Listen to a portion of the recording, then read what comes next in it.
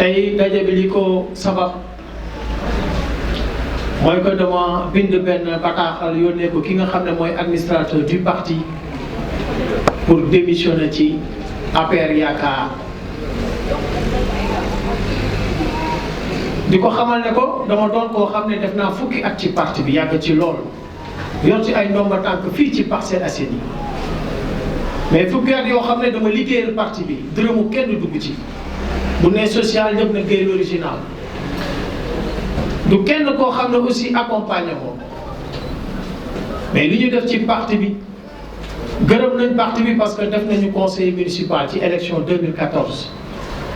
ci parti bi occupé nañu ay fonctions yoo xam ne maa nekkoon commission financement président bi ci parti bi aussi maa mas a nekk coordinateur APR unité 7 élection yi passé maa nekkoon président communal pour organisation bi ci présidentielle 2019 sama génn tey du dara lu dul wax ne li nga xam ne tey moom bëgg tey man ma dellu ginnaaw ci APR Yaakaar parce que def nañ fi liggéey bu am solo assister nit ñi jàppale leen animer parti bi te loolu ñi ko waroon mooy ñi nga xam ne takkal nañ leen ay ndomba tànk mosuñu ko def ci parcelle nit fi takk ndomba tànk la ñu war a liggéeyal président Macky Sall fii defuñu ko te loolu leer na ñëpp liñ fi jàppale parcelle bare na ci wàll yu bare mais mosuñoo gis parti bi taxaw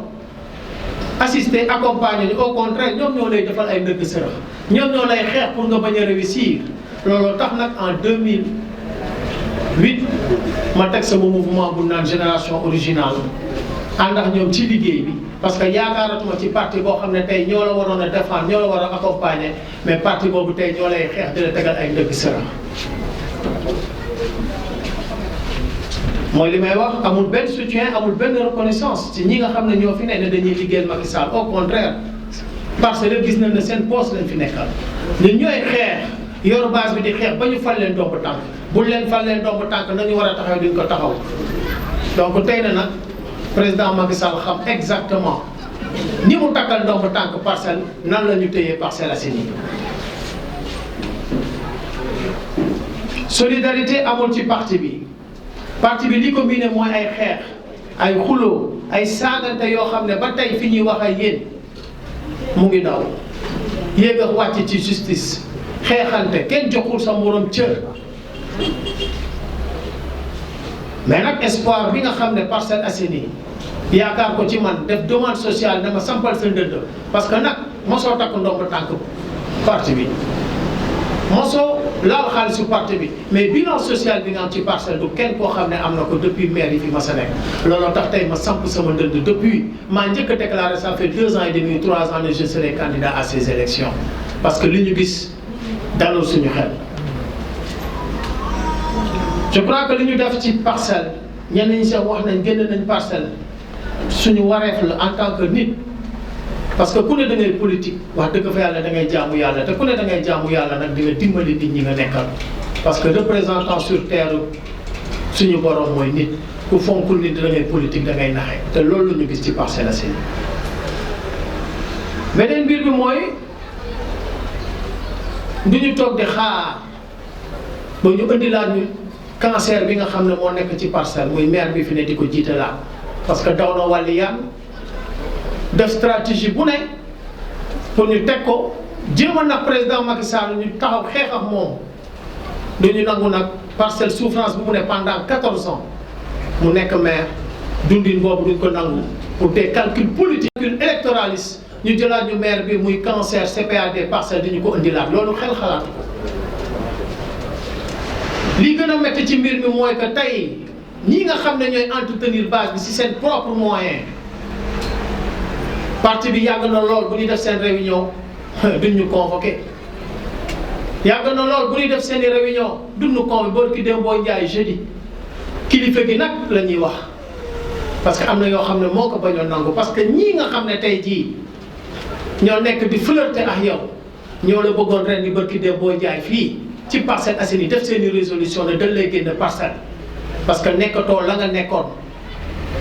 robinet yi xaw na tëj avec de lobby ñu ne dañ lay génne booba ñun ñii ñoo ànd ak suñu góor taxaw fii ci hôtel bi di xeex ak yow ba ñu attaqué ñu. bu fekkee nag ne ñoonu tamit ñooy ànd di ñëwaat ci yow ci guddi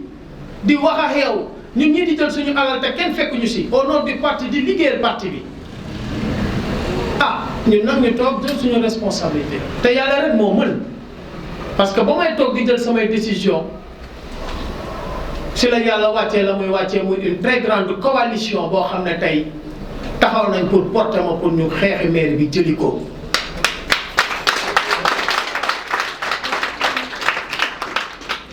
yàlla day yaakaar naa da nga koy gëm mais du doy mais da nga koy wóolu gëm yàlla wóolu ko dama ne ba may jël ay décision maax ñi ma àndal coalition boo xam ne bu rëy a rëy ci Sénégal ñëpp xam nañ ko taxaw nañ pour porter ñu pour ñu jëli Parcelles Assainies waxoon naa ko sa njëlbeen ne leen président Macky Sall dañu wàcceex moom sunu alal sunu temps sunu ñàkk suñu lépp la ñu def ba mu am ñaari mandat wàccoon nañu moom lépp la ñu def aussi pour que assemblée nationale mu gagné ko pour mu mën a développer sa politique wàccoon nañu moom mais lii affaire gox-goxaan la affaire lu nawetaan la du ñu seetaan ni ñuy indil ay puuba pour que tey jii ñu nekkat ci li ñu nekk duñ ko def. lii Parcelles du souffrir ñëpp xam nañ ko Parcelles ku feebar doo faju da ngay génn hôpital Ma Abdou baa ngi nii ñëpp xam nañ jigéen ñu bari ñu ngi ciy loru tey ku feebar bu ne lee hôpital Ma Abdou ngay jooy surtout jigéen ñi di mucc pas de radiographie pas de scanner pas de bloc opératoire morgue bi sax amul ci climatisation amul ci morgue bi dagg-dagg bu ndaw sax kenn mënul a ñëw fii au Parcelles y a un problème qui est là. Parcelles bu tawee kenn du génn stade baa ngi nii ñun ñoo fi xeexoon en 2016 ba état bi récupéré ko ba tey mu ngi nii suñu xale yaa ngi nii tey pour ñu fubal dañuy génn Parcelles et des années suñu centre socioculturel bi ñu amoon nga xam ne lépp lañ ko doon def foofu ci centre bi ñëpp amoon yaakaar toj nañ ko maire bi fi ne bëggoon ko jox Auchan ñu xeex ak moom rajo municipal bi fi ne woon xale yu bari yéen journalistes yi xam ngeen Jàppoo FM ñu bari wax nga ko yaa ngi ne fa nga jaar ñu bari fa la ñu jaar pour des considérations politiques maire bi fi ne tëj na ko du tey collège municipal bii nekk ci wetu mairie bi pour des considérations politiques tëj na ko lépp lu baaxoon ci Parcelles yàq na ko non monsieur le président du ñu nangu ngay jël cancer u Parcelles di ñu ko jiitalaat ci Parcelles du ñu nangu aussi ñi nga jox ndomb tànk yaakaar ne ñu ngi lay liggéeyal te liggéeyu la ñaar dërëm nay na ñoo jël tàngal mante presse andil ko ci Parcelles balaa ñuy def dara fii day fekk ministère bi moo leen ko jox wala fa ñu nekk ñoo leen ko jox mais du ñu génne seen alal di ko def ci Parcelles te bu ñu demee ñoom ngay recevoir ñoom ngay waxal alors que du ñu dara Parcelles. man mii di wax ne mosuma toog ak président mosuma ko nuyu mosuma laal dërëmu Parcelles dërëmu APR benn leader moo tax je suis libre et autonome je prends mes responsabilités je prends mes décisions su waxtu bi jot di ñaan nag ñi nga xam ne ñoo nekk Parcelles di xeexal Parcelles saa bu Parcelles taxawee ñu jël seen temps jël seen alal xeexal Parcelles muy opposition locale bi fi nekk kii jiite yàlla rek a ko xam mais ñaanal leen ñu ñëpp ñu bàyyi suñu teer suñu yenn positionnement yi def benn parti rek muy Parcelles Assainies nañu boole suñuy doole ngalawaay bu ne bëgg nañ Parcelles nañu ànd ñun ñëpp bokk ndey bokk baay parce que suñu mettit ñoo koy fajal suñu bopp du ñeneen ñooy jóge fii di ñu ko fajal si loolu maa ngi woo responsable yi xamante nañ bu baax gërëm leen ñoom ñi toog ci table bi di ma accompagner am na ñu war a egsi di leen wax ne Gueye l'original from hard time ñu may wax dara c'est normal ma remercier ñi nga xam ne ñëw nañ tey Parcelles Assainies liggéey nañ fi plus de 72 groupements de femmes régularisés au niveau de la chambre de commerce du caaxaan remercier vraiment toutes les présidentes vraiment groupe Génération Originale mouvement bi tous les membres du mouvement maa ngi leen di gërëm parce que au-delà des femmes il y a les jeunes au-delà des femmes il y a suñu kilifa yi tey mënuñu ñëw waxtaan nañoo ak ñoom diisoo ak ñoom waxtaan nañ aussi ak ñi nga xam ne ñooy jeunes yi ñëpp ñu ngi leen di gërëm ci seen taxawaay. boobu deuxième phase la parce que tout est stratégique dans la vie dinañ ci ñëwaat parce que ñoom tamit ñu ngi ci liggéey bu am solo pare nañ sax seen i travaux mais nag mënuma jiitu paaka ci mbaram incha allahu rabbi dinañ ci ñëwaat. non dama ne xeex bu am fii contre le maire Moussa Sy man du ma nekk ca ginnaaw ca kanam laay doon parce que man maay vice président commission finance et affaires économiques ci mairie bi. alalu mairie bi lu ci bëri parce que président bi daawul am temps day voyager man maa doon def intercommission xool budget bi saytu ko budget bi nii natal parcelle c'est plus de 2 milliards chaque année daaw on a eu 2 milliards 480 millions te dañuy recouvrer jusqu'à plus de 80% mais alal jooju fan lay feeñ ci parcelle. dañoo xeex ba sonn mu daw laax ji nit ñoo tax fii Cour des comptes ñëw fii avec l'OPEF le problème de l'OPEF scandale des bourses. Ils m'ont entretenu plus de 2 heures de temps. Ils savent que le monsieur qui est là dafa yàq alalu parcelle. Maintenant ba tey jii rapport boobu dinañ ko génne guñ ko ma ne dañu jiital intérêt askan wi te bàyyi calcul politique yi ñuy def. ñu ngi sacrifier suñuy doom école yi boo si duggee sa yaram day daw te ñu ne xale yi dañu war a am résultat ñooñu war a ñun topp suñu ginnaaw foo dem ci parcelle day metti table boo xam ne tey jii foo laal nit ñi yuuxu ba ma defee conférence de presse bu rëy boobu temps yële wax leen ne maire bi sàcc la génne samay relevé bancaire war leen na muy sàcce xaalisu parcelle ci domaine yu bari di ko fa jaaral ba tey jii yuuxuwul du masa yuuxu bu yuuxoo ma génne yu gën a garaaw. ba muy daw ci presse bi yenn presse de la place di jooy ne bu leen ko teg booy bi et cetera. ñu am fula teg nañ ko ñu amul fula teguñu ko dañ ne si lu ñu jëm dañ ci gar suñu bakkan parce que dañu bëgg ñun suñuy askan suñu toogee ba 18h 19h di doxantu ci ay parc yu baax suñu toogee di dem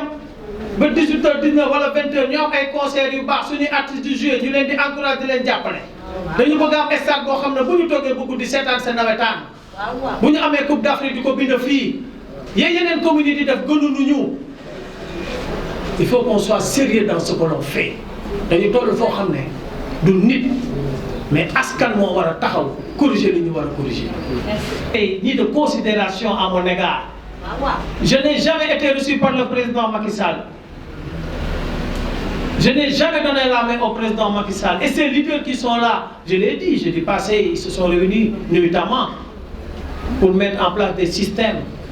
Pour même si c'est pas Moussa Sy mettre quelqu'un d'autre. On nous a jamais convoqués parce que nous notre vérité ça les blesse. Mais on a absolument, vous m'excusez du terme, absolument à cirer sur des voilà. Nous li ñu gëm c'est la vérité. Li ñu gëm ce sont les Parcelles Assainies. Il y a d'autres qui sont dans le parti qui font comme ce que je fais, qui sont dans le social, qui assistent les populations. On les convoque pas. Je ne veux pas citer de nom, mais ils le savent. Et lors de leur rencontre, tout ça, très souvent, mon nom sort. Parce qu'ils se disent que c'est le président Nyom Laham, c'est eux qu'on a nommé, c'est eux qui rencontrent le président. Maintenant, comme c'est eux qui rencontrent le président, c'est eux qui ont les privilèges du président et du gouvernement, ils n'ont qu'à descendre sur le terrain et élire le président. Aussi simple que cela. Une autre question. C'est bon. Merci beaucoup.